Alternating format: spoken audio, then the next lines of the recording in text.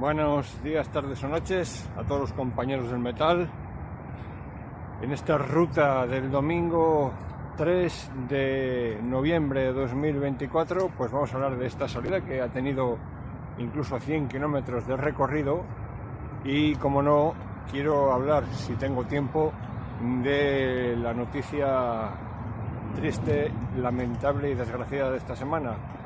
Esa riada, inundaciones en lo que es parte de la provincia de Valencia, parte de la provincia de Cuenca y parte de la provincia de Albacete, con unos estragos de dimensiones bíblicas, como suelen decir los cursis. A esta fecha, esta mañana se computaban unos 211 fallecidos, pero las noticias de estos próximos días pueden ser lamentablemente muy dolorosas. Se habla de que hay más de 1000 denuncias por desaparecidos, con lo cual vamos a ver en dónde para la cifra de fallecidos. Bueno, eso y algo más comentaremos. Si os interesa, pues nada, esperéis a la entradilla y comenzamos. Hasta luego. Las autoridades valencianas conocen el terreno mejor que nadie. Sus técnicos, sus bomberos, sus policías, sus servidores públicos están allí, están trabajando, viven allí, saben lo que hay que hacer. Y si no tienen recursos suficientes para hacerlo, que los pidan. En este momento también vemos que los medios de comunicación han llegado antes que el ejército a esa zona. ¿Por qué Defensa no toma las riendas? Bueno, porque no es competencia de Defensa. El ejército tiene una presencia disuasoria. Lo que no podemos es que en un país el ejército haga todo, sus labores, las labores que corresponden a la administración, en este caso la administración valenciana. Comenzamos con una noticia de última hora. Un fuerte terremoto en Marruecos. Todo el mundo sabe que estas primeras horas, sobre todo si hay gente bajo los escombros, es esencial y fundamental. Y las Fuerzas Armadas, en este caso la UME y el Ejército del Aire y el Espacio, van a estar ayudando a Marruecos. Inmediatamente se movilizó la UME y bueno, pues luego enviaremos todo el material que sea necesario, los medios que sea necesario. Inmediatamente me he puesto en contacto con la ministra de Defensa y el ministro del Interior para comenzar y poner en marcha todo el mecanismo que ya veníamos, como había trasladado ayer, habíamos ya puesto a disposición de Marruecos, pero ya veníamos preparando. Marruecos sabe que tiene en el Partido Socialista y también en España todo el apoyo que vaya a necesitar, y desde el Gobierno de España así lo hemos puesto de manifiesto con el dispositivo que hemos también prestado para ser capaces de llegar y de facilitar la tarea de las autoridades marroquíes. La UME estará en Marruecos el tiempo que sea necesario, el tiempo que sea imprescindible. Saben lo que hay que hacer. Y si no tienen recursos suficientes para hacerlo, que los pidan. Y si no tienen recursos suficientes para hacerlo, que los pidan.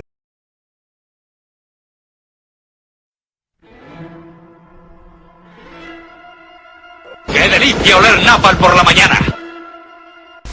Comienza el blog de Óscar Barbado, una página de internet para conocer asuntos de cicloturismo y otras cosas.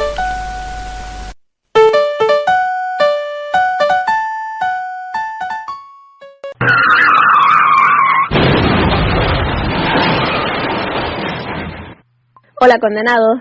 Hola, condenados. Buenas, chambales. Buenas, ciclistas. Bienvenidos al blog de Óscar Barbado. En el nombre del Padre, del Hijo y del Espíritu Santo. Amén. Muy buenos días, tardes o noches a todos los compañeros del metal, de las bicicletas con cuadro de metal y a todos aquellos otros que se pasaron al material del carbono. Estamos viendo imágenes correspondientes a la salida del domingo 3 de noviembre de 2024, festividad de San Martín de Porres, en el 31º domingo del tiempo ordinario. Seguimos saliendo a Napal, que es como estamos todas las mañanas, y a Purines por la tarde-noche. San Martín de Porres. En el Perú, en el siglo XVII, eran muchos los que desembarcaban en las Indias sin oficio ni beneficio. A la espera de encontrar una fortuna que nunca llegaría, terminaban en la calle, enredados en reyertas por un lugar para dormir o por unos pesos que arrebatarse.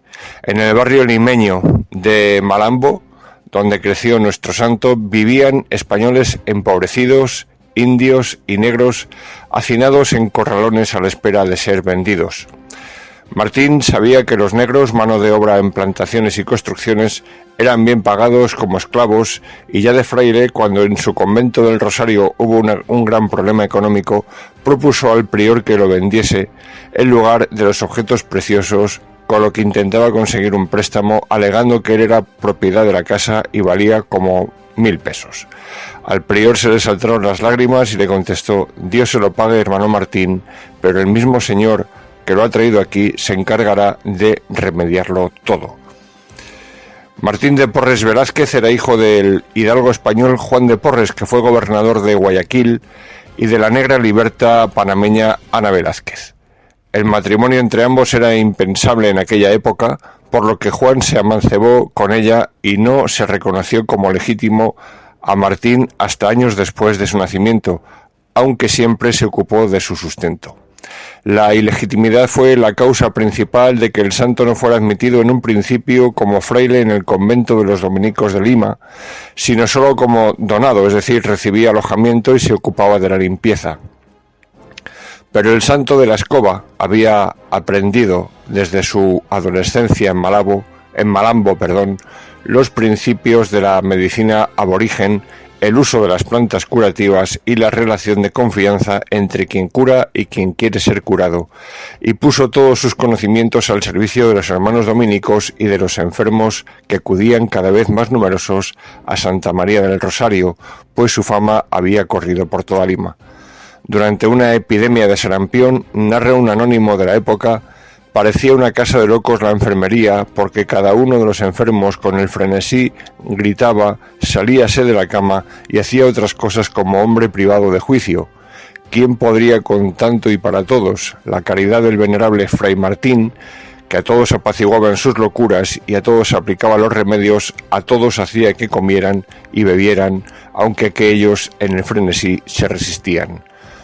Dotado de un fino sentido del humor, su sencillez apabullante, su disponibilidad y paciencia, hacían que acudieran a él personas de todos los estamentos sociales, desde el virrey de Perú hasta los zapateros remendones, en busca de ayuda material y espiritual, de consejos y curas.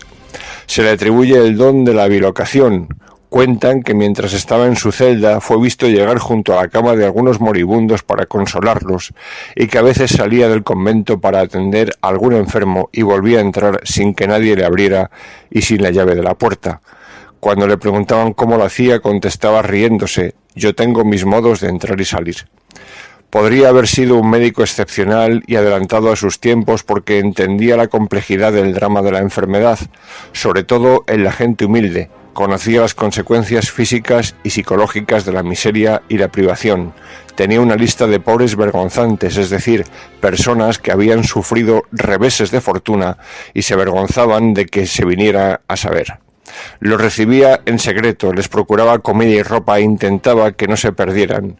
Se presentaba a sus pacientes con un «¿Qué han de menester, hermanos?», y si los sanados se lo agradecían, se escabullía diciendo: yo te curo, Dios te salva. Adelantado a su época, fue también un respetado para la creación, desde las hierbas que estudiaba y plantaba pacientemente hasta los animales, a los que, caso insólito en esos tiempos, también atendía, como si fuera un veterinario. Su arte para arreglar controversias dio origen a la leyenda de que hizo comer en el mismo plato a un perro, a un ratón y a un gato. Fuera del convento enseñaba la doctrina cristiana a la gente que vivía en la calle, mendigos, indios, esclavos y huérfanos, y preocupado por su estado de abandono fundó, con la ayuda financiera de varios nobles, el asilo y la escuela de Santa Cruz, para darles educación y oficio. Vivió hasta el extremo el voto de pobreza. Si en el convento había organizado un ropero de exposición de quien no tenía con qué vestirse, el santo remendaba su hábito hasta que se caía a pedazos. Una vez su hermana Juana vio que el hábito estaba tan raído que se veía la ropa interior de soga. Se presentó con uno nuevo que Martín rechazó diciendo: en la religión no se desdicen pañetes pobres y remendados, sino costumbres asquerosas y sucias. Murió el 3 de noviembre del año 1639 de fiebres cuartanas. Por él doblaron todas las campanas de la ciudad de los Reyes. Bueno, pues San Martín de Porres, ora pro nobis. Saludo especialmente a los ciclistas condenados por el matrimonio y por la paternidad, a todos los cicloturistas hispanoparlantes que nos siguen desde España y desde el resto del mundo, en especial desde Hispanoamérica. ¿Qué tal, compañeros ciclistas? ¿Os quejáis mucho de que montáis poco en bici? Las personas que salieron en esta jornada del domingo 3 de noviembre fueron un total de 13, a saber, José Luis Conde, José Luis González, Martín Álvarez, Martín Adán, Millán Lagunero Buletus, Alfredo Paraca Gutiérrez, Juan Mejía Siberia, Enrique Bolata, Javi Astaná López, Víctor Flecha de Prada, Benito, Antonio Queiruga y este humilde cronista. El recorrido propuesto y realizado fue el siguiente: carretera de Loeches, Campo Real, Carabaña, Orusco, donde está el avituallamiento, Villar del Olmo, Nuevo Bastán, Valverde de Alcalá, Torres de la Alameda, sprint especial de la Camsa y Torrejón. A las 9:05 nos dirigimos por la carretera de Loeches y en ese tramo se quedan por el camino los dos José Luises, Víctor y los dos Martínez. Javi salió al encuentro antes del cruce de Torres. Llegamos a Loeches y tomamos la subida a Campo Real, donde hubo que subir despacio para esperar a los compañeros cortados que no llegaron a cogernos. En la carretera de Campo Real a Carabaña paramos para que Iberia descansara su vejiga. Continuamos con viento en contra por esa misma carretera, por el páramo madrileño, para tomar el cruce de Carabaña, donde la bajada se hace dejándonos caer, pero aún así la bici se embalaba bastante. Tras el stop final de la bajada, giramos a la izquierda para llegar a la población de Orusco de Tajuña. Según tomábamos asiento y nos disponíamos a pedir la vitualla al camarero, llegaban los 5 compañeros descolgados. No sé en qué momento Queiruga dejó el grupo. Misterio. De este modo desayunamos los 12 que estábamos allí y Víctor partía el primero sin esperar al resto, que salíamos varios minutos después. Llegábamos a un cruce a la izquierda antes de Ambite para subir a Villar del Olmo, cuya población cruzamos despacio por aquello de que tiene una carretera de circunvalación de dicha población y no les gusta ver por allí ciclistas. A la salida de esta población la pendiente es del 9% y meto el tercer plato para salir de la población y afrontar la primera rampa de la subida a Nuevo Bastán. Soy el último y voy siguiendo a José Luis González, que va sufriendo igualmente. En el primer descansillo logro juntarme con Millán y Enrique y con ellos subo el resto del puerto, mientras que José Luis González coronaba medio minuto más tarde. Ya de camino a Valverde de Alcalá nos regrupábamos y bajábamos la cuesta de los Pinos con precaución pero con fuerte velocidad, merced de la pendiente de dicha cuesta. Tras Valverde nos dirigimos a Torres de la Alameda, donde se despide Javi para ir hacia los Güeros, mientras que el resto continúa hacia el sprint especial de la Camsa Molecor. Quedé tan atrasado que no puedo deciros quién llegó en primer lugar en ese sprint, pero seguramente entre Alfredo, Millán y Mejías debe estar la cosa. Arriba nos regrupábamos y llegábamos así a Torrejón, donde nos despedíamos, pero ni Benito ni yo nos dimos por terminada la carrera, y por el polígono de las Monjas nos dirigimos a la Fuentecilla, cuyo túnel ya tiene abiertos los 2 carriles, y nos dirigíamos al INTA y al Parque Corredor para finalmente llegar a Torrejón con unos 102 kilómetros, 4 horas 22 minutos y una media aproximada de unos 23 kilómetros por hora. La temperatura a la salida era buena, era de 13 grados, muy agradable, cielos despejados a primera hora con intervalos nubosos al final de la salida. Salí con pantalón pirata y chaquetilla de invierno. Y eso es lo que podemos contar de la salida. Hacemos una pausa. Si has perdido la chispa con tu pareja, toma Energisil Vigor. Energisil contiene maca que contribuye a estimular el deseo sexual. Energisil Vigor. Ya estamos en las primeras estribaciones de este puerto de categoría especial. ¿Cuánto se queda el cacaíto, ¿qué pasa, hombre? Se me terminó el jamón y no tengo fuerza. ¿Qué le dices a la afición? Por favor, que alguien llame al 984-1028 y que me manden unos sobres de tujamondirecto.com, o si no, que entre en la web, que yo no puedo, que estoy sujetando el manillín. Tujamondirecto.com. Bien, pues a partir de ahora llega el momento de decidir si siguen escuchando este programa o si por el contrario, siendo flojos de espíritu, pusilánimes o socialdemócratas, deciden irse para evitar sarpullidos en la piel o que les salga urticaria. Pueden, en caso de no querer escuchar lo que a continuación se va a decir, que es políticamente muy poco correcto, pues pasar a escuchar programas como el de Julio Otero, como Isabel Gemio, cualquier programa de la cadena de La Secta, Teta 5 o La 4, tales como el Rojo Vivo Muerto, Más vale tarde que Iñaki, Casi todo es mentira de Marta Flitsch, Risto me jode o La petarda de Carmen Chaparro, o El hijo de Joaquín Prats, que es un ejemplo de la degeneración de la raza, o los informativos del progre e indeseable Rodrigo Blázquez. Periodismo de rodillera y sumisión en el que practica Silvia Inchaurrondon, con 1 millón de euros cada 2 años por su trabajo.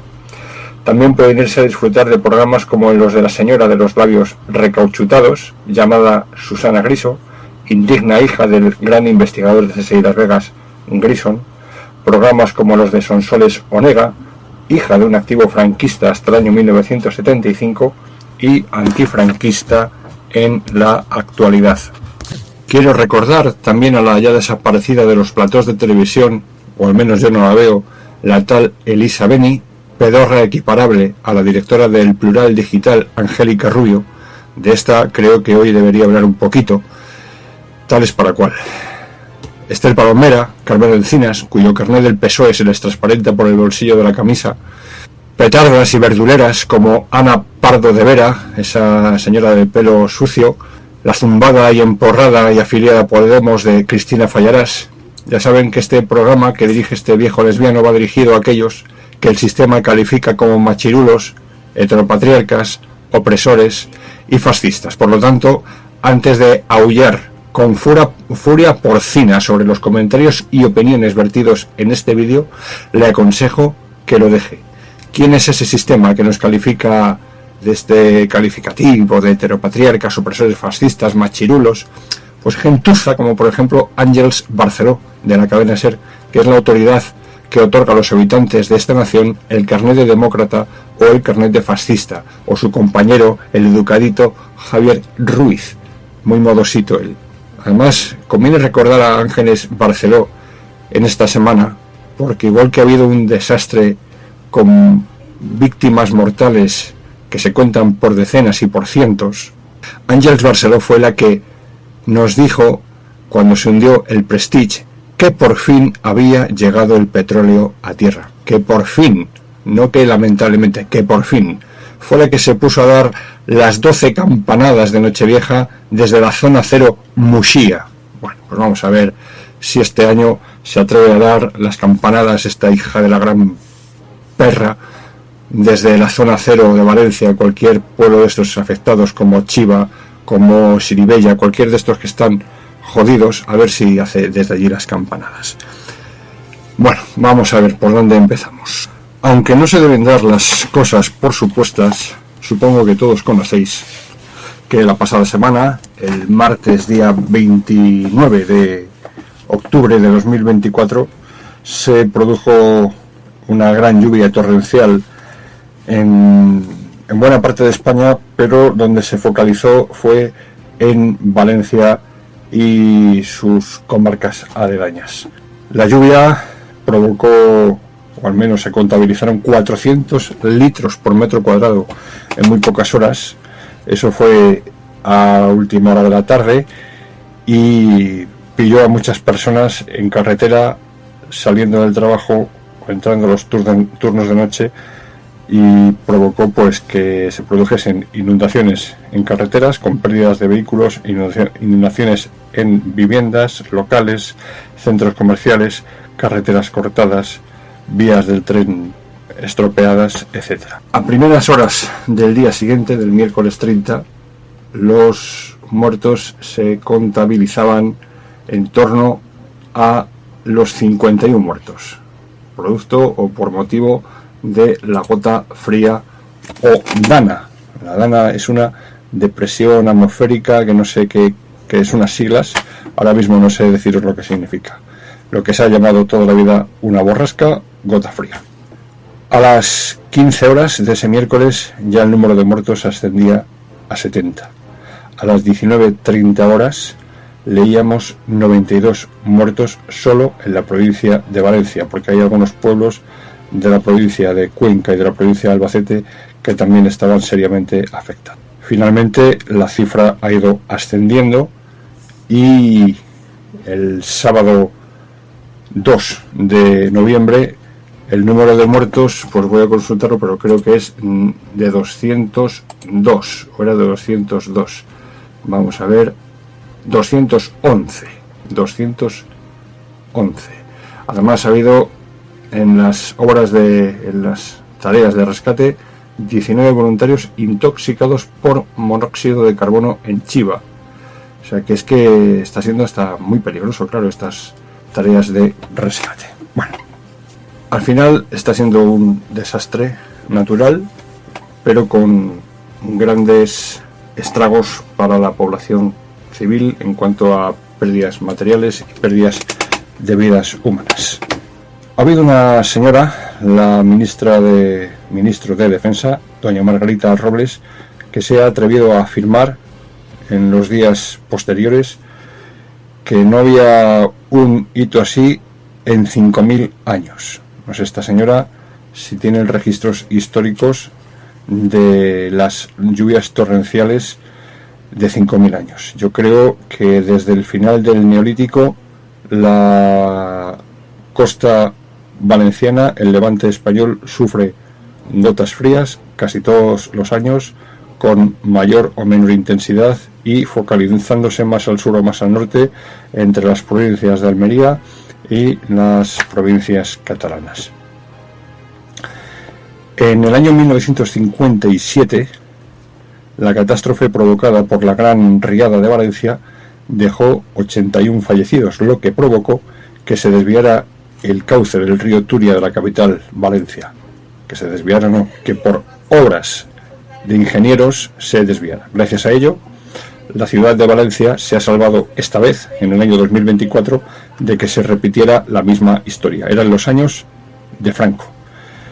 Y se aprovechó el desvío del cauce natural, cosa que yo no termino de ver bien, que se modifique el cauce natural de un río, porque ya sabemos que las aguas vuelven a su cauce, dice el refrán. Y el río Turia fue diseñado en 3 tramos, con características hidráulicas específicas para evitar erosión y facilitar el flujo del agua.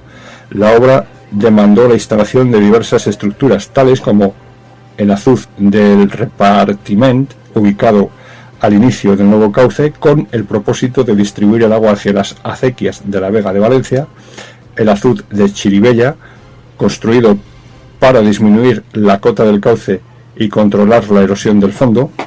Y en cuanto a los puentes, inicialmente se proyectaron 10 puentes, pero posteriormente se añadieron más para dar servicio a las nuevas autovías, la línea de alta velocidad Madrid-Valencia y las infraestructuras urbanas que crecieron con el tiempo. Entre ellos destacan los puentes de Quart de Poblet a Mislata, el puente de la V30 hacia el puerto y otros cruces estratégicos para el tráfico. Ahora los gobernantes de nuestra nación están por derribar esos azudes y presas o embalses, pero de no haber existido esta obra que se realizó a partir del año 57, de no haber existido, dicen que el desastre hubiese sido peor todavía. Lo cierto y verdad es que lo de 1957 fue un hito grave. En 1982 la riada reventó la presa de Tous, con cientos de casas destrozadas y 8 muertos. Ahora, en el año 2024, es posible que se superen los 250 muertos.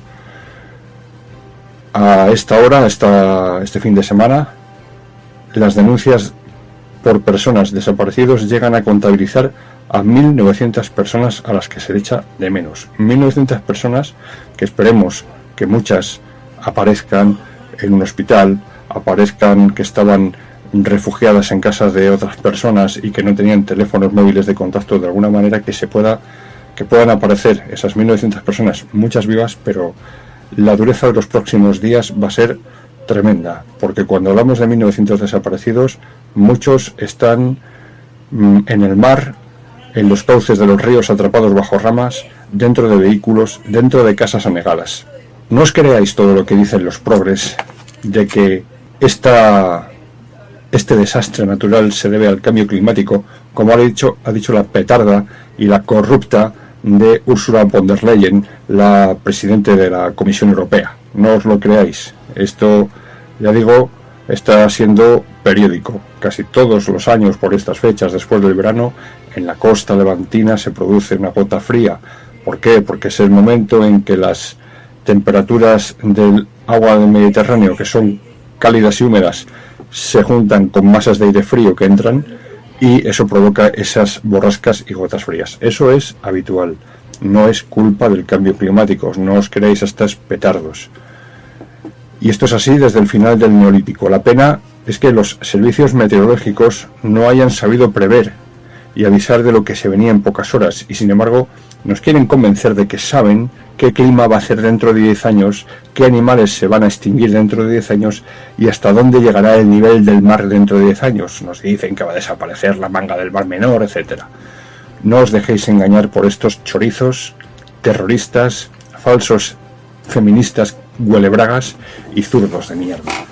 Esto es lo que podemos comentar, lo que quiero comentar de este asunto. España es el país que más presas o embalses ha destruido en los últimos años, más de 200. Es verdad que en la Comunidad Valenciana no han sido muchos. ¿Qué es más importante para estos ecologetas que la trucha o el salmón naden libremente el río arriba, sin obstáculos, a que tengamos agua embalsada para el verano, para que frenemos avenidas de agua en caso de lluvias torrenciales, o para el regadío de la huerta, o incluso de campos de golf, si se me apura?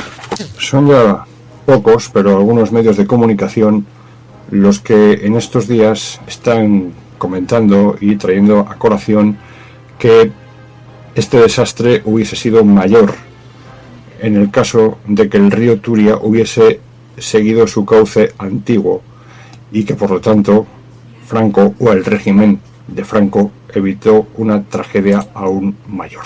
Yo no sé si la destrucción de pequeñas presas y azudes realizada en la cuenca del río Júcar desde el año 2020 por la estúpida política socialista habrá tenido responsabilidad en esta catástrofe.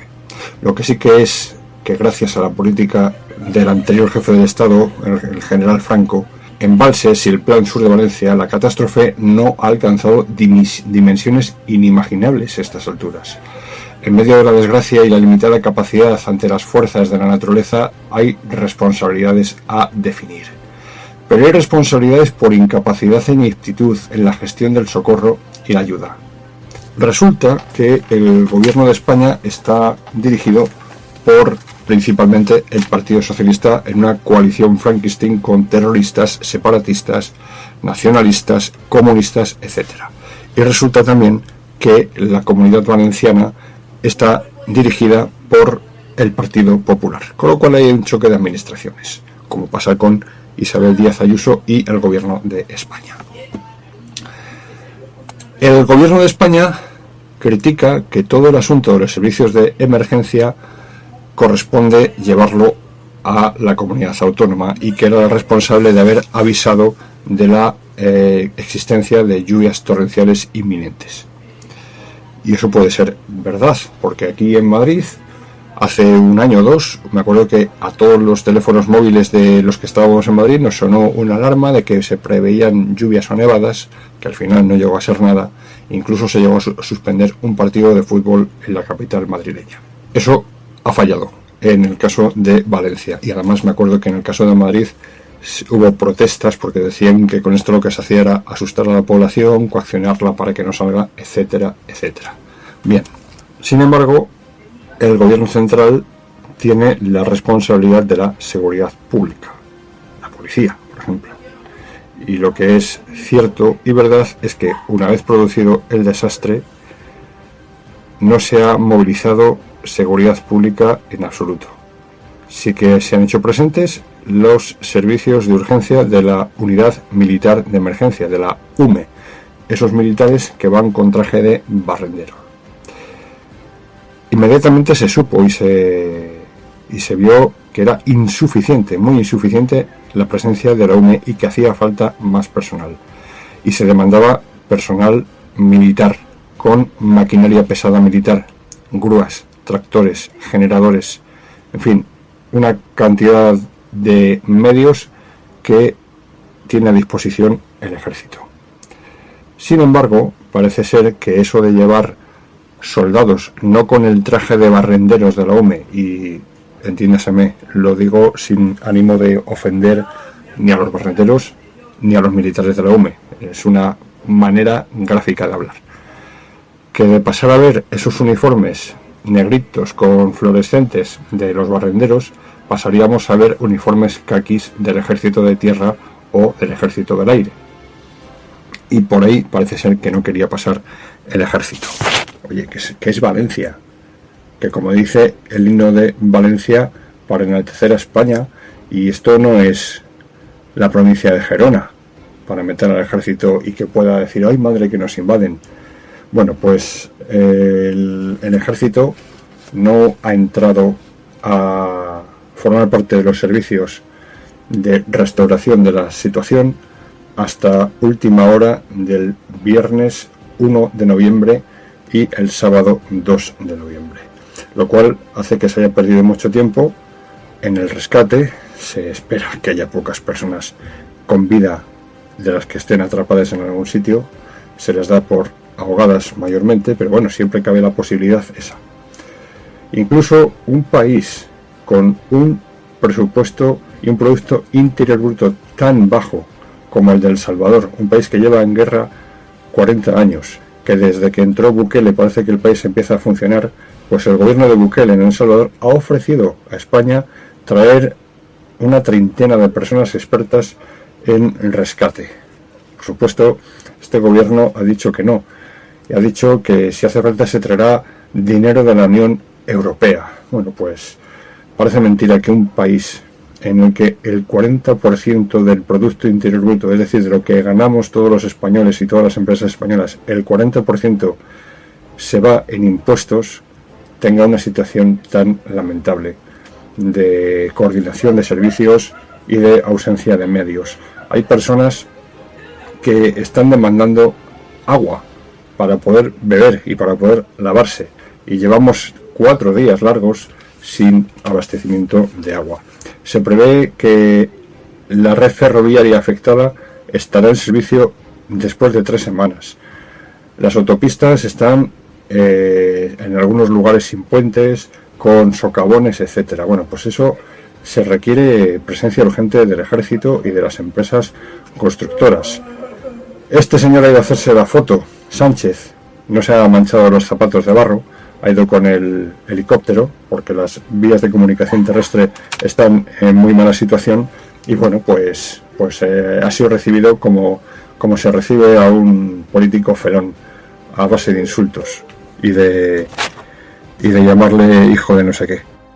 Y qué decir de lo que está pasando con los saqueos nocturnos. O sea, hay gente que se tiene que plantar en sus locales comerciales porque por las noches se producen saqueos, no de productos de primera necesidad, que yo puedo entender que se entre en un supermercado para llevarse agua, para llevarse jamón York, para llevarse unas lonchas de queso. No, están entrando en joyerías, están entrando en tiendas de electrodomésticos para llevarse televisores.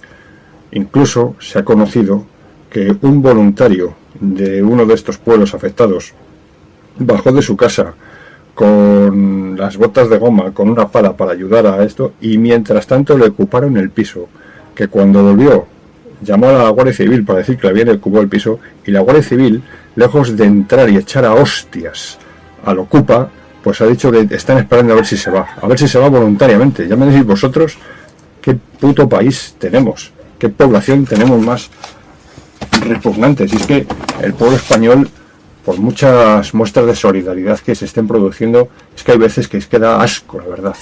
Pero bueno, eso es lo que ha pasado en relación a este desastre natural. Ya digo, es un hito histórico por el daño causado, material y humano, pero no es una cosa que no se produzca nunca. Esto es prácticamente anual. Bueno, acordaos, no sé si hace 3 años, Rafa Nadal en la isla de Mallorca sacando barro también por unas fuertes riadas e inundaciones que se produjeron. Una de las cosas rastreras que ha pasado en esta semana precisamente fue el día 30, miércoles, que no hubo sesión parlamentaria de control al gobierno porque se pusieron de acuerdo los políticos en que no eran momentos, cuando se sabía que se estaban produciendo muchos muertos por la riada, de estar insultándose y haciendo una sesión de control al gobierno crispante, como dicen. Bueno, pues esa sesión de control al gobierno se suspendió. Sin embargo, lo que no se suspendió fue validar un decreto gubernamental en el que se han nombrado 10 u 11 personas como consejeros del Consejo de Administración de Radio Televisión Española.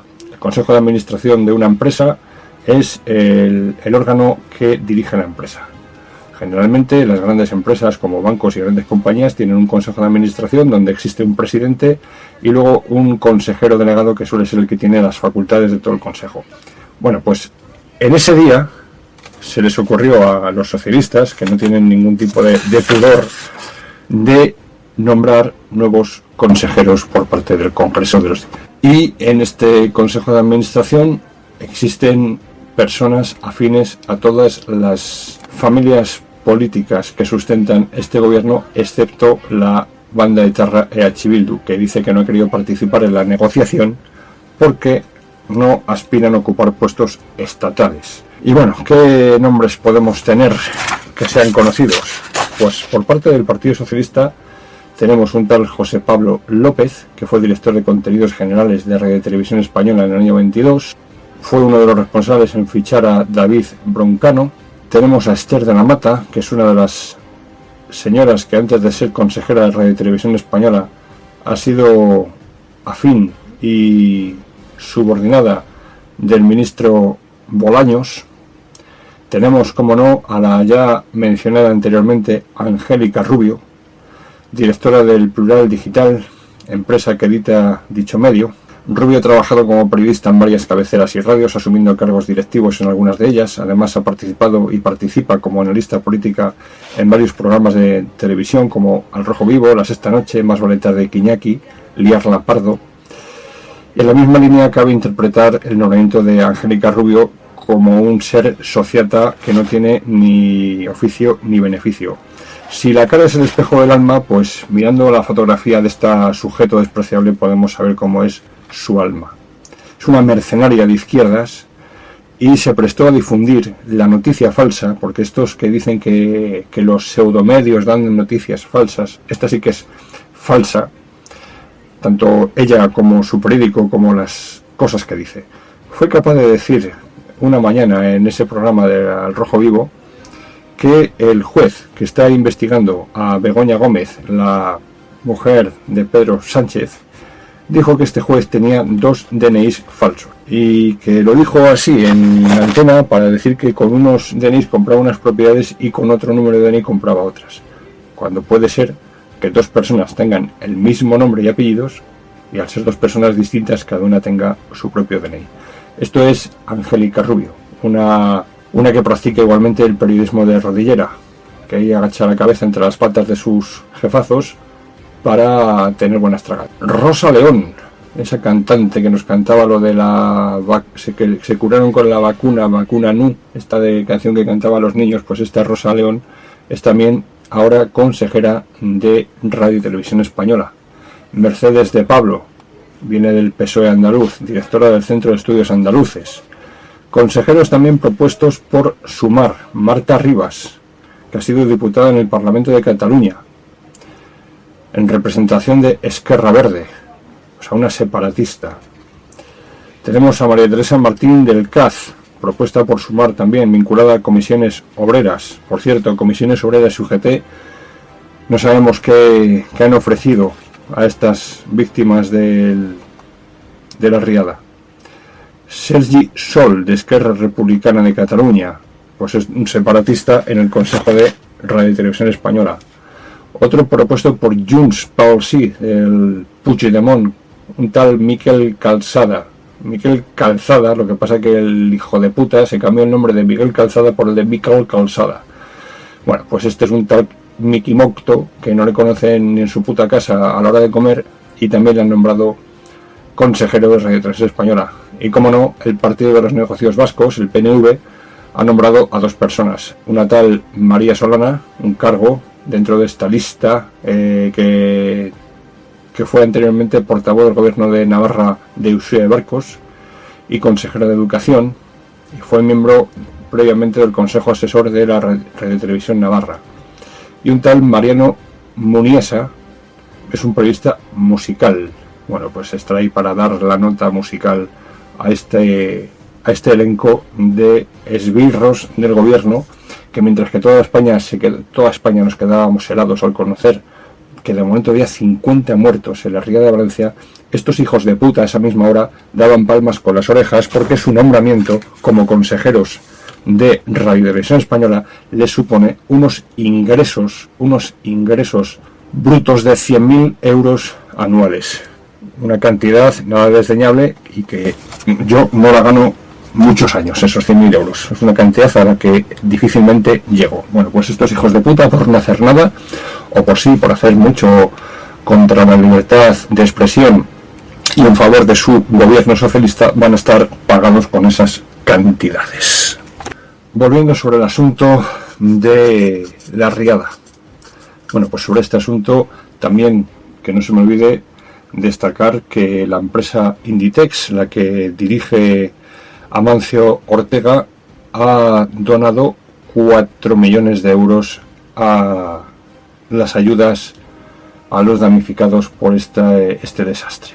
Bueno, pues esto que es de agradecer por todos y que se entiende como un gesto de gratitud y de ayuda. Por parte de los Podemongers se dice que es una vergüenza que este tío tenga que hacer donaciones y que si tanto dinero le sobra, lo que tiene que hacer es pagar más impuestos. Fijaos hasta dónde llega la decrepitud y la miseria de estos hijos de la gran puta que son los zurdos, que quieren la pobreza para todos, y si les parece poco que el 40% del Producto Interior Bruto de España se vaya en impuestos, pues les parece mal que Amancio Ortega done 4 millones de euros. Se ponen a decir que obliga a sus empleados de Zara a no trabajar con el móvil encima y que eso les impidió escuchar la alerta, y eso es mentira, porque la alerta, si no la tiene el móvil un empleado, la tendrá su encargado o quien sea. Pero bueno, son malos y tratan de decir chorradas por donde pueden. Bueno, pues con la donación de 4 millones de euros por parte de Amancio Ortega y con la donación de comisiones obreras, de UGT y del Gran Wyoming, pues se ha juntado la cantidad de 4 millones de euros más un rollo de papel higiénico. Perdóneseme el chiste malo, pero es que tanto asco me da esto, que ¿dónde están ahora los sindicatos? Si es que los sindicatos estarán diciendo que los trabajadores están coaccionados y que han ido a trabajar con la lluvia y putaditas de estas. Pero vamos, el sindicato este que se pone muy digno para apoyar a los chalecos amarillos en Francia, aquí tiene abandonada a toda la clase trabajadora. Y me refiero al Pepe Álvarez, este mariquita con el pañuelo palestino al cuello. Bueno, no quiero alargarme más. Tened presente estos últimos datos que acabo de dar.